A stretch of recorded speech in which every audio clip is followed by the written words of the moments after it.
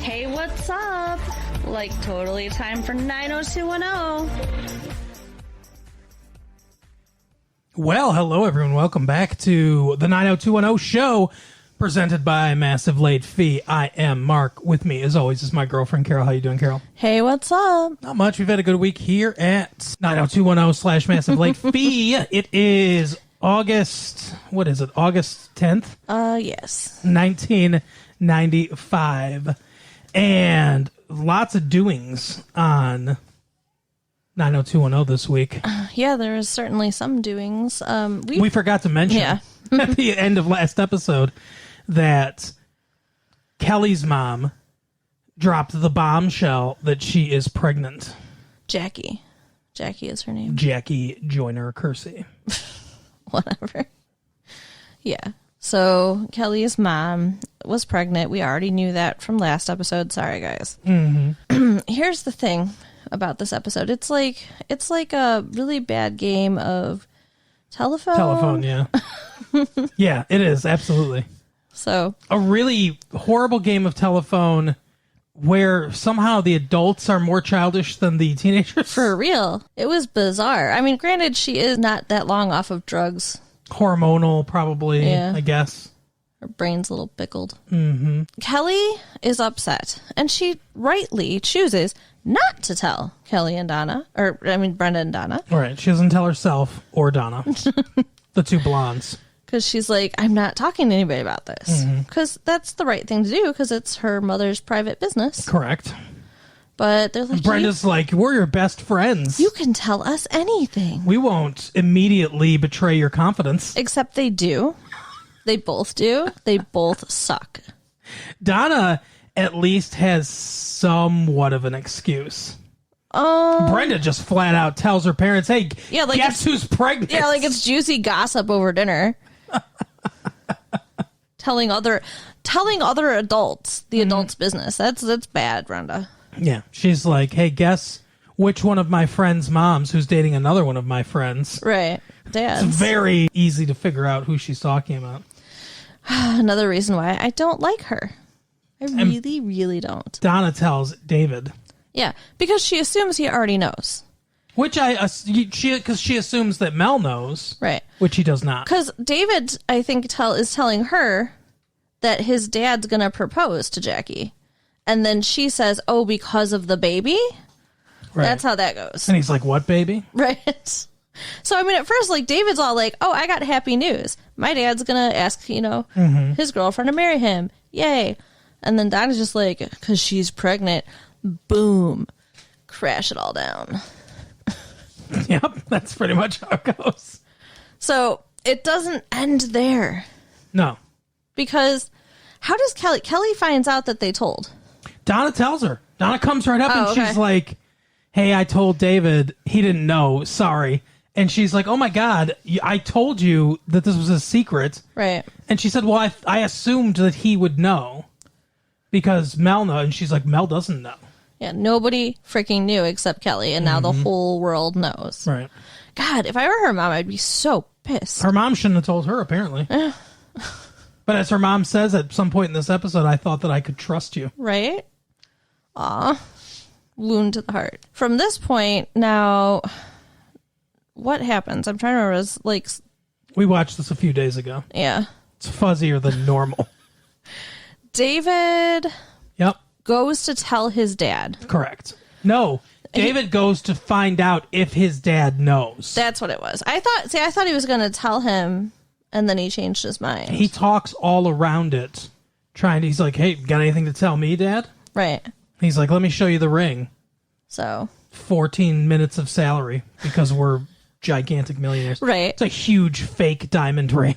I mean, it's supposed to be real. I'm sure it's supposed to be real. But it's, you can tell that it's fake. And Mel's so happy because he's, going to ask her. Like, I'm sure that's like a really exciting moment.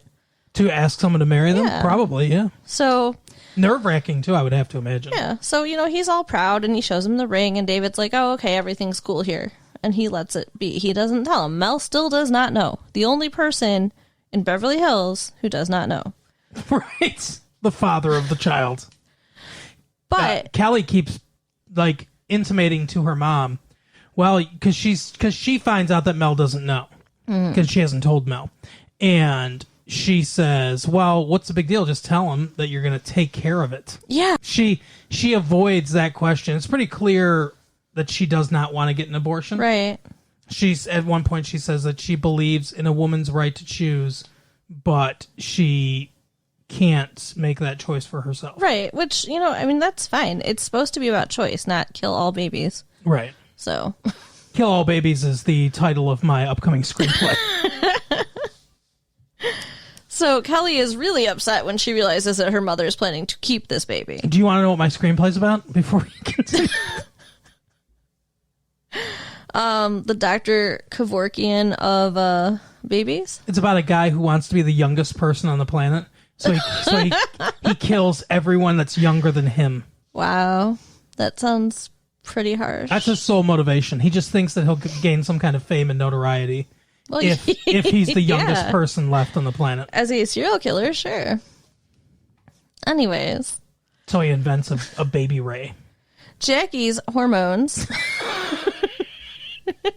get her all upset to the point that she goes down and she's just going to tell Mel. I started writing the screenplay when my parents got pregnant with a younger sibling. You are so great. He doesn't have a younger sibling. He's lying to you. Wow. You've just given every improv coach a heart attack across the entire country. Well, I'm sorry. I just wanted them to know that you're actually crazy. And fuck that. I am shutting this down right now. He has no younger sibling, everyone. No, he's just sick and twisted. Mm-hmm. That's the point. Yep. Anyways. So go ahead, hormones. Jackie goes down to tell Mel that she is not going to have an abortion because she assumes he's not going to want this baby. What? You forgot the most important thing. What? Kelly tells her that Mel's going to propose to her. Okay. Yeah.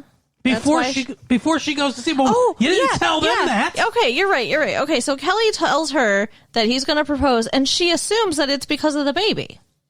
Correct. Why? I don't know how he would have found out. Right. David told Donna before he knew that she was pregnant, and before Mel could have known that he was pregnant. If only Donna and David could be part of this conversation. But like you said, it's like a horrible game of telephone. Right. So she thinks he wants to marry her because he found out she's pregnant. But she also thinks he doesn't want the baby because he's been talking about how, they're almost free to live their lives and stuff because their kids are getting ready to graduate from high school. Right. Yeah. So, I can understand assuming that, but have a conversation with the man. She doesn't let him talk. She comes down to his place of business. He's in the middle of a root canal. Yeah. His own. And he's like that doctor from Little Shop of Horrors, right? No, but he's not Steve Martin. So he's in the middle of a root canal. She comes in and starts lambasting him, saying I'm gonna keep this baby. He's like, you're pregnant? Right. She's like, that's right, and I'm keeping this baby, and I know you don't want this baby. Does he even say that? I guess we should break up and everything. And she's like, instead of saying it, though, this entire episode could have been solved with a Post-it note.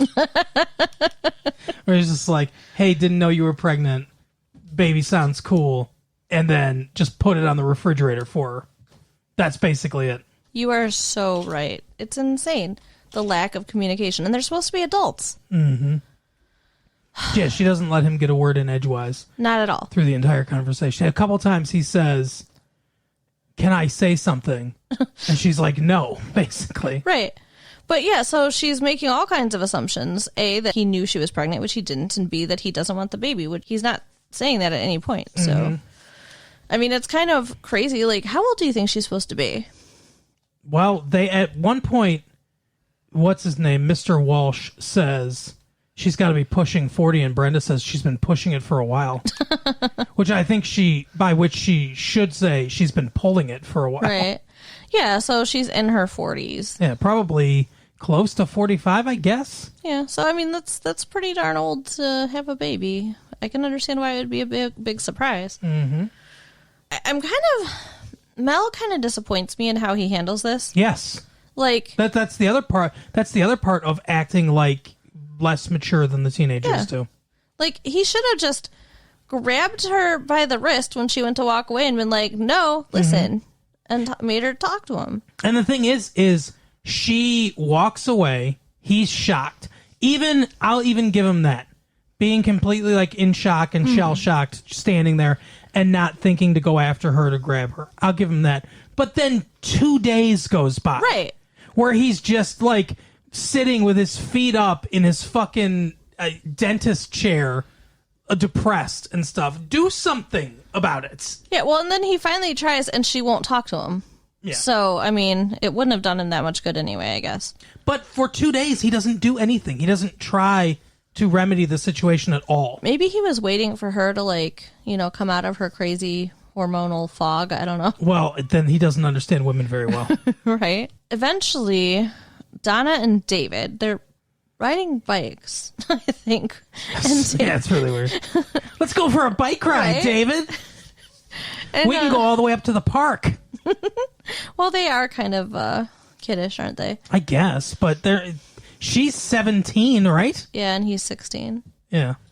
So, whatever. It's weird. They should be fucking in a car. But I guess they're not. Act like teenagers. I guess they're not. They're not doing that though. Right. So he hasn't spoken in a while, and she's concerned, and apparently he's just so worried about his dad and everything. She's like, well, why don't you try and talk to her? I would never, ever presume to go speak to my mom's husband on her behalf. But that's because you're not one of these entitled brats who feel like they should be in everybody's business all the time, no matter what. I guess. They think they know better than the adults. Yeah. They're always. Well, in this instance, they do. They're always doing this shit, though. They're always in everybody's business. Yeah. So, for some reason, she is willing to listen to David, and he gets her to understand. So, Well, he says that because she says, my dad didn't, or whatever. She's like, didn't you tell your dad? And he said no. And she's like, then how did he find out? And he's like, he didn't. You told him. You told him. yeah. So And she's got that like face. But if you did what? like a cartoon, yes. So she gets her stuff together just enough to go back down to the office and explain herself and apologize. And then he says, hey, this child needs us and whatever. And he gives her the ring. Yeah, I want to be a part of the kid. So they're going to get married and have a child. And it would have been a much happier thing had Kelly just kept her mouth shut. But Kelly acts like a brat through most of this episode. Oh my God, yeah, she is terrible. Where she talks about how it's very clear that she's jealous of what's going on. She doesn't want a little baby brother or sister. She didn't want her mom to date Mel in the first place. She wants to be her mother's world. She didn't like David being around because she doesn't like him. Yeah. Yeah, she's very, very selfish. So, yeah, she just wants her mom all to herself. And she talks, though, about how when she was a little kid, she wanted a little brother or sister. It's like, what changed? Well, I can understand that, though. I mean, she changed a lot, probably. She's probably talking about like she's 5 or 6 years old. I guess. And she's 17 now. That's a big difference. The relationship that you could have with a sibling when there's a 3 or 4 year age difference to when there's a 17-year age difference. Yeah. It's a big deal. That is a really big difference. I have siblings that are like I have a sister that's 14 years older than me. I have a sister that's 12 years older than me. And it's almost like we didn't even grow up in the same house. Yeah, so, yeah. And basically, they're not going to because Kelly's done. Yeah. She's all done growing up. Yeah. So, and we found out during this heart-to-heart, too, that her mom had an abortion before. That's right. And that's why she doesn't want to do it again. When Kelly was 10. Yeah. She didn't know who the father was. And she'd been partying really hard, so, probably would have been messed up kid anyway. Yeah, the baby would have been born with 5 eyes. Right? Aw, that's sad. So... Yes, babies with 5 eyes is sad. That's why. I'm just thinking about drug addicted babies. That's why sad. they need to be eliminated with the baby. You are so messed up. Just in the screenplay, though. Maybe you did have a younger sibling and you took care of them. Now it's all making sense. That's right. No, it was my parents. My parents had a gun. They said they needed a gun to protect their 5 children. Of course, they had to get rid of that gun to protect their 4 children. Yikes.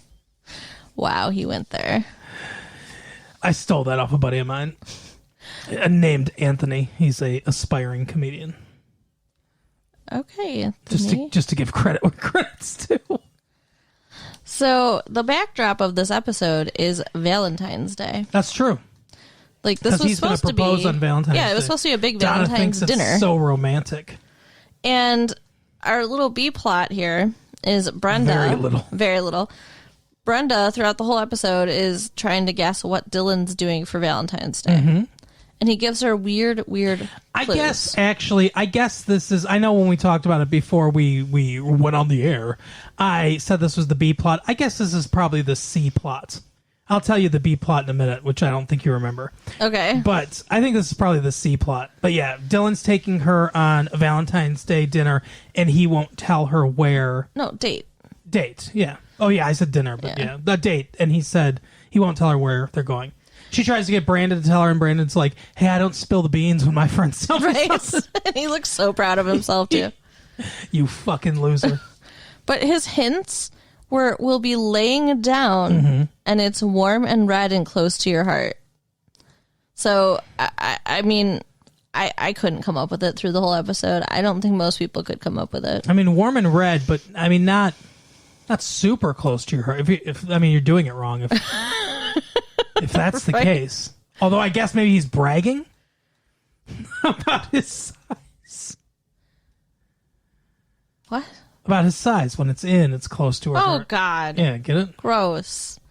No, what it is like he explains that where he got his scar and his eyebrows from a car accident when he was a kid. On Valentine's Day. On Valentine's Day. His mom and dad were driving to, I don't know, to their bookies. And he needed a blood transfusion. So he wanted to give back when he could. Oh, he said you also have to be an adult to do it. Yeah, you have to be 17. So they're giving blood. Mm-hmm. And she says it's so romantic. And they hold hands. Does that sound like a romantic date? Only because he said it's something that was important to him that he's wanted to do his whole life and that he brought her with him to share it with her. Yeah. But getting a medical procedure, I know it's not like a full procedure, but getting something like that sprung on you does not seem romantic to me. No, me either. It's like, hey, guess what? Needles. That's only romantic to heroin addicts. Right? Oh, Jackie in a former life, maybe. That's right. So I think the true B plot is... What's her name? Andrea. Picking horses. Oh my gosh, I completely forgot. Yeah, okay. Because that's what the rest of the gang is doing basically at this time. Andrea, Steve, and... Brandon. And Nat. What's his name? Nat, yeah. So... Nathaniel. What is his name? Nat. I know. Only Nat. That's all we know. Oh, that's what they named him? Nat? Is it Gnat? Is that what his parents named him?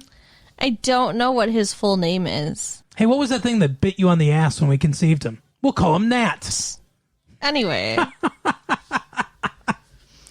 So Andrea's looking at the racing form. Racing thing, and racing form. He's like, hey, any of those give you a good feeling or whatever. And so she came up with unrequited lovesick. Was that the first one? Okay, yes. Lovesick. It's a big mystery what the name of the horse is. And then finally she's like, lovesick. And then she looks right at Brandon. Yeah. And winks. Practically. And then goes, Auga! And her eyes pop out of her head. Sure. It's a Looney Tunes type episode. Yeah. So she picks a winner. Nat decides to go with it, calls in the bets, and Nat calls Johnny Fingers and ends up winning. So he wants her to do it again. And this time she picks unrequited. Yeah. And wins again. And Steve, ever the soul of tact and just his character is nothing at this point. They've been trying to rehabilitate him. Now he's just the guy that states the obvious. He's like an audience member that can talk. Because he's like, oh, I see a pattern here. Right. And now Nat decides to take them to the track. Mm-hmm. Well, no. The next day. No. For Valentine's Day. I believe Brandon or Andrea, somebody says they want to go to the track. Or Steve, maybe Steve says it. We should test it and go to the track and actually do it. And Nat's like, I'm not going to place bets for minors. And they go, come on. And he's like, all right. Yeah. That's basically how it works. He's like, oh, it's hat day. Yeah, fine. We'll wear hats. So they all go down. They get all cute and dressed up and wear hats and go bet. She picks another winner, Grand Amour. Yes. And then Cupid's Folly, or I don't know. But she picks that one. Now they meet a legendary horse handicapper at this track that Nat says is a good friend of his. Why he's not getting advice from this friend instead of Andrea? Right. Yeah. I don't understand. But because the guy seems to be freely giving out advice, unsolicited, for no money. Really weird of a handicapper to do, but...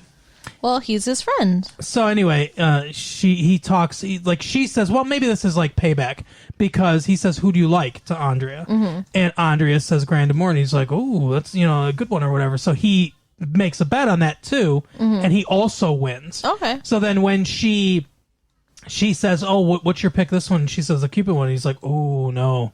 He's like, that one. He's like, look at he shows her all the past races or whatever. And he's like, this is a claiming race. The only reason she's in this race is because the owner wants somebody to look at her and maybe buy her from him because he doesn't want this horse anymore. This horse sucks. It's a lemon. There is no way in hell it could possibly win. I'm going to pick this one. You should pick this one too. So she runs off to warn Nat, and we don't know what he's going to do. Yeah, because he's like, oh, you should trust your intuition. Why are you doing this? She's like, oh, your expert friend. He's the one that told me. He's like, I don't know what to do. And then he gets called up to the window, and he places his bet. And then, but by the way, this guy apparently hits the pick six. Had hit the pick six twice. Twice, yeah. It's like a 6-figure payout. It's a so he's very rich, very hard thing to do, and he's hit it twice. So that it's like he's a very good handicapper, right? So he says he doesn't know what to do. Should I go with this teenager's intuition or a career handicapper's wealth of knowledge? And so they sit down, they watch the race. Her horse does really well. Yeah, almost wins. Someone's probably is going to buy this nag off this guy now, right? And. Yeah, it comes in second, but the horse that the handicapper picked came in first, probably because he has mob ties and knows what's going to happen. Right. So they're like, everyone's pissed, and she's like, I told Nat, I warned Nat to do it. And she's like, so what happened, Nat? Did we win? And he just kind of looks. He looks all dejected, and he pulls that, we won. Yeah. Kind of thing. So they won. Every single time. They won every single time they bet. So what a wonderful life lesson to teach these teenagers. Yeah. And if you're rich and have disposable income, you can make more of it through basically just falling ass backwards into money. Right. What a way to be alive. Rich in America. Nat works hard and for his money.